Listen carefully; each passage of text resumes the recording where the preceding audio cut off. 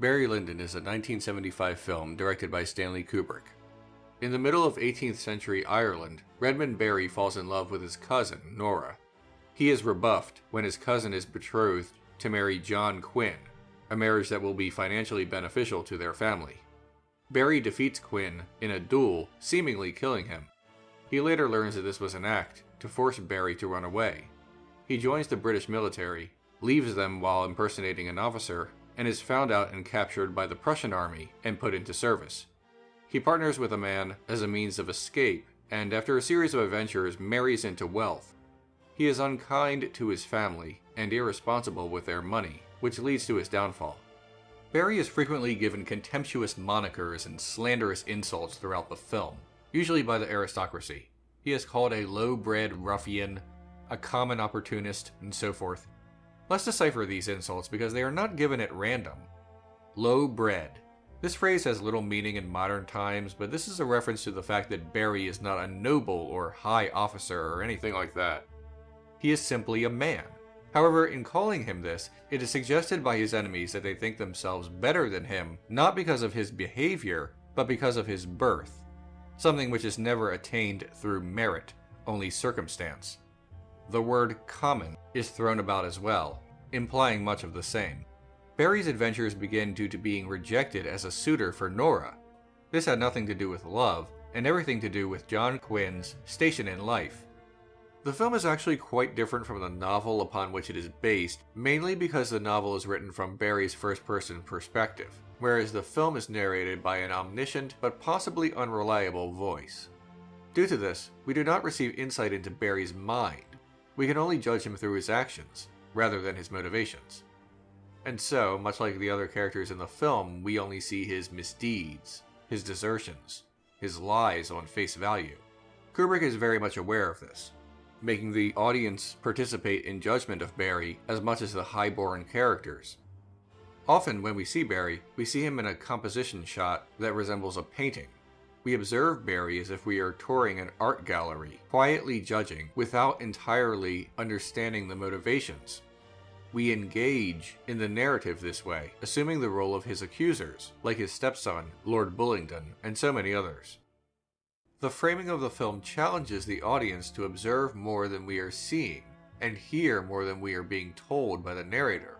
The voiceover gives us an interpretation of Barry's actions that are highly simplified, especially in terms of morality. The narrator allegedly gives foreknowledge of Barry's internal thoughts, but the words do not always match precisely with what we are seeing. The unreliable narrator is a challenge to the audience to make up their own minds about Barry. Some of Barry's actions are admittedly inexcusable, but much of his condemnations in the film come not from moral failings, but for daring to be more than he was destined to be at his birth. More than anything, he is punished for wanting more for himself and for forcing the Blue Bloods to give him his share. Barry probably does not think of himself as a rogue for cheating terribly wealthy men at cards or betraying the Prussian army.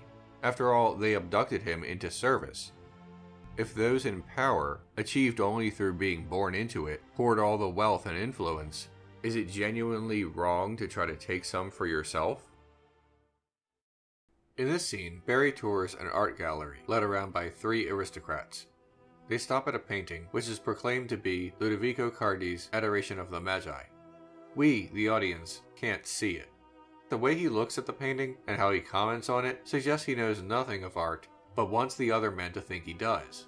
He regards it only as an object, and something to fool others into believing himself cultured and worldly.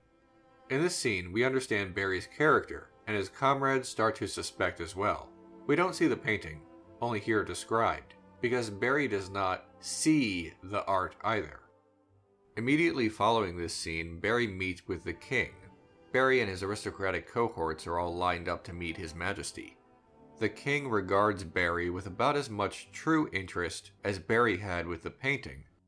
The placement of the two scenes parallel one another, as the king gives Barry only a superficial view, just as Barry did before. Mr. Lyndon, we were very fond of Sir Charles Lyndon. And how is Lady Lyndon? She's very well, Your Majesty. The film is renowned for its use of natural light, both in exterior shots and interior shots. utilizing only candles and open windows to light indoor scenes. It's more complicated than that. The cinematographer actually used a lens designed by NASA to capture everything, as well as gels, but for the most part, the more naturalistic lighting lent a kind of authenticity to the film. Barry Lyndon is a film of two separate halves. These halves rhyme with one another. In addition to this, the film shows us two separate activities, a game of cards and duels, in threes, all under different circumstances. In the beginning of the film, Barry is seen playing cards with Nora, the woman he loves. Later, Barry is shown helping the Chevalier cheat at cards, removing its innocence. Then, in the second half, and in one of the last scenes of the film, Barry is seen in bed playing cards without any joy, having recently lost his leg. The first duel is the shot from a distance, the death of his father. The second is Barry against Quinn, prompting the beginning of his journey. The final duel is between Barry and Lord Bullingdon.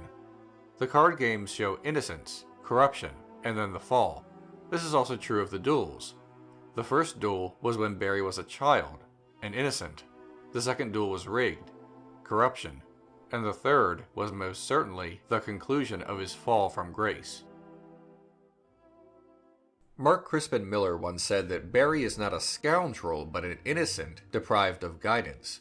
In the beginning of the film, the narrator explains that his father was killed in a duel over something unimportant. We see this at a distance, suggesting Barry was only a small child and only has the foggiest recollection of his father. Throughout the film, we see him encounter other parental figures who give him no real guidance. His captor from the Prussian army trains him to be a spy.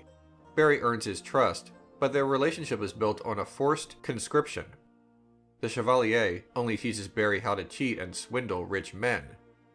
Kubrick's films are populated with man-children and those who have received no parental guidance. Heywood Floyd from 2001: A Space Odyssey appears to be an absentee father. Alex from A Clockwork Orange has neglectful parents who have no idea what he is up to and never try to discover his true nature. Jack from The Shining injured his son before the events of the film and eventually went on a rampage in the Overlook Hotel. A boy who ought to be attached to your uncle as to your father. And so I am. And this is the return you make for his kindness? It's curious that this recurring theme keeps presenting itself in Kubrick's works. At any rate, in Barry Lyndon, the titular character's upward rise in social status may have less to do with his interest in becoming wealthy and more to do with his search for a proper father figure, having been disappointed and corrupted by so many others in the past. In the end, he attempts to be that father figure, lavishing his biological son with praise. His relationship with his stepson is significantly more strained. But during their duel, prompted by the stepson, Barry allows Bullingdon to shoot him, purposefully giving up his shot by firing into the floor. Barry wants to be the much sought-after noble father, even impersonating a high-ranking officer, much like Quinn, and briefly living with a woman and her child. Basically, playing house. A lady who sets her heart upon a lad in uniform must prepare to change lovers pretty quickly. Barry's desire to assume the role of father is hinted at early in the film when the camera lingers on a statue of a child and then pulls back to reveal both Barry and Nora. It is explicitly stated that Barry's mother never remarried and shunned any advances from other men so as to avoid scandal. If Barry cannot have a father, he will become the father. Barry's name change halfway through the film, taking on the surname of his new family, is indicative of the protagonist's desire to become a new man, no longer the child. Once defeated, Barry reclaims his old name and departs. His other child dead in a freak accident, and his stepchild wanting him gone, Barry is not the father anymore. He is once again a child. His stepson, Bullingdon, has replaced him. He is now in charge of the estate. Bullingdon's deep affection for his mother is stated by both Bullingdon himself and the narrator on multiple occasions. Here he is holding her hand, positioned between his mother and Barry. Loving his mother and wanting to replace the new father is rather Oedipal.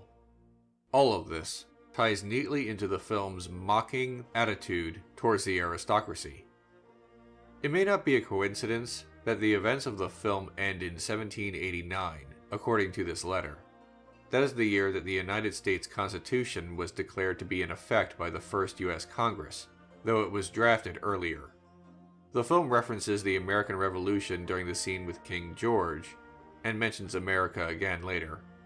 Stanley Kubrick, a man of two countries, may have purposefully included these references as a statement about the once great British Empire and its connection with long-standing British nobility that continued long after various revolutions. Institutions of wealth passed down and hoarded, fathers and sons keeping themselves in power.